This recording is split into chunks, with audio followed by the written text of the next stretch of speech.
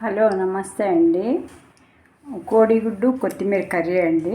ఇది చాలా బాగుంటుంది, నంచుకోవడానికి కూడా బాగుంటుంది. నెక్స్ట్ వచ్చి అన్నంలో కూడా కలిపి తినచ్చండి.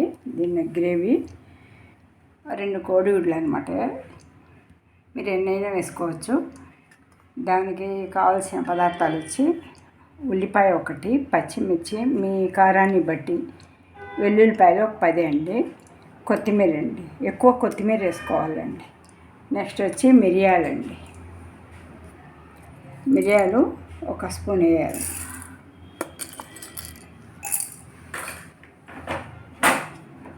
కొత్తిమీర వేయాలి, పచ్చిమిర్చి వేసి, ఉల్లిపాయలు అండి,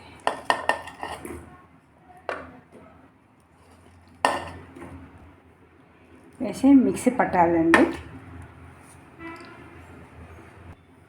టేస్ట్ని బట్టి సాల్ట్ అండి అందులోనే వేసుకోవాలి.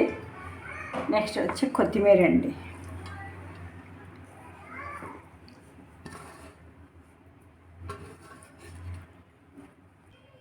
కొత్తిమీర కూడా బాగా మెత్తగా నూరుకోవాలండి. ఇలా మెత్తగా కొట్టుకోవాలండి ఇది. నెక్స్ట్ వచ్చి కోడిగుడ్లు అండి, ఇలా మధ్యలో కోసుకోవాలన్నమాట.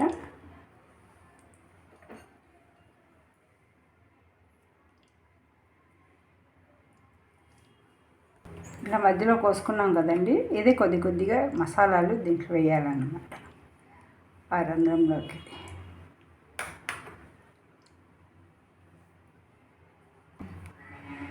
ఆ 2 కోడిగుడ్లు తగినంత ఆయిల్ అండి.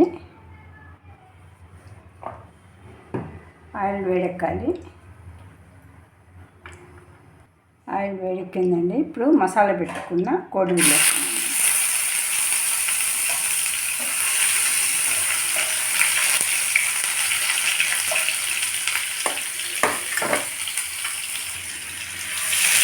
ఇది కాస్త వేగాలండి.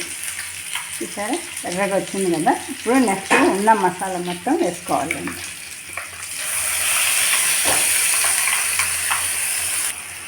మసాలా వేసుకున్నాం కదండి. ఇది వేగాలన్నమాట. కాస్త ఎర్రగా వస్తుంది. కొద్దిగా పసుపు యాడ్ చేసుకోవాలండి. ఒక 10 నిమిషాలు వేగాలండి. రెడీ అండి. ఇది బగారా రైస్కి చాలా బాగుంటుందండి ఈ కర్రీ.